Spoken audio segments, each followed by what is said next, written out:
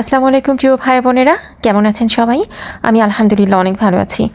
দেখতে পাচ্ছেন গাড়ি ছুটে চলেছে ডেনমার্কের এই চমৎকার পথ ধরে।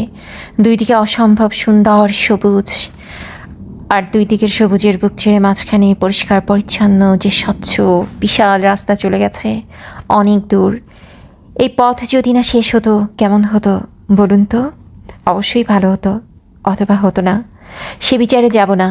আজকে যে বিচারে বসেছি সেটা অন্য একটি আলোচনা।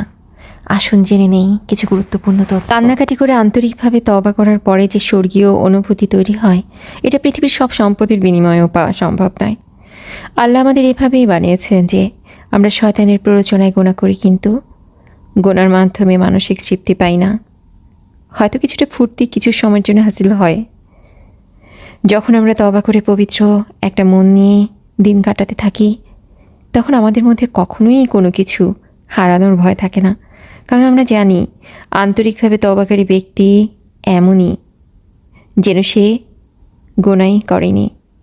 এমতো অবস্থায় দুনিয়া এবং দুনিয়ার চাকচিক্য আমাদের টানে না, বরং মনে মনে এটা আকাঙ্ক্ষা করতে থাকি, যদি ঠিক এই অবস্থায় আল্লাহর কাছে যেতে পারতাম, এই অবস্থায় যদি জীবন সায়ন্তে পৌঁছতে পারতাম, তো আমাদের মতো খুশনসিব আর কেউ হতো না।